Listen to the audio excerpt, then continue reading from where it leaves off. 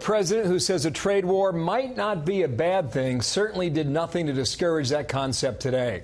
President Trump rolling out some numbers to justify his position in the face of a 9-year high in the U.S. trade imbalance. He argues the playing field has not been close to being even.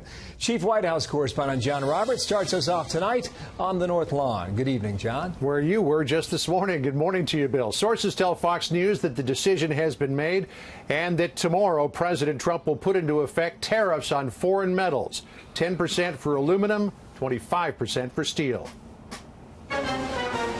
President Trump promoted his plans to impose punitive tariffs on aluminum and steel today, tweeting that in the last 25 years, America has lost more than 55,000 factories, 6 million manufacturing jobs, and accumulated trade deficits of more than $12 trillion. But in the face of retaliation from America's closest trading partners, Press Secretary Sarah Huckabee Sanders said there could be some carve-outs. There are potential carve-outs for Mexico and Canada based on national security and possibly other countries as well. The pronouncement was a sharp about-face for the president, who on Friday tweeted, tariffs on steel and aluminum will only come off if new and fair NAFTA agreement is signed.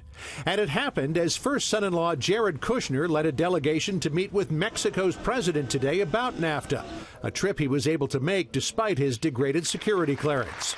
The European Union has threatened to hit President Trump politically if he imposes tariffs. The EU says it will strike back with tariffs against U.S. goods like bed linens, chewing tobacco, motorcycles, cranberries, and orange juice, all produced in swing states the president won. Who's going to hit him where it hurts? Is he prepared to take the hit?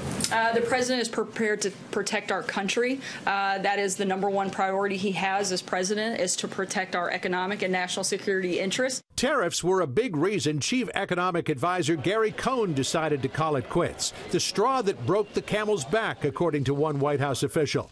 Cohn is a fierce opponent of tariffs. He was also facing a year where the leading economic policy would be rewriting trade deals he didn't think should be scrapped.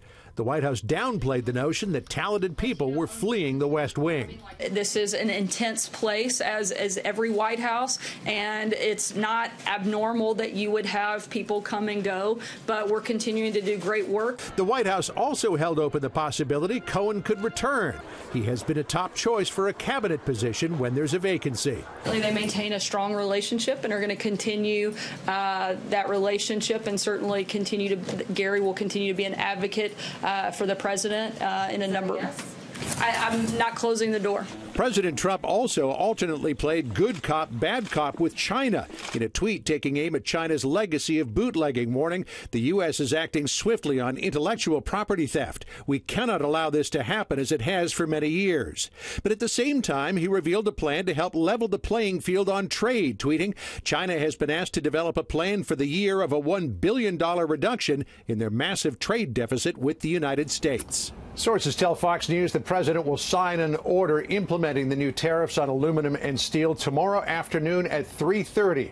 That is a half hour before the stock market closes, and the stock market has not had much of an appetite for tariffs lately. We will watch that. Thank you, John Roberts from the White House.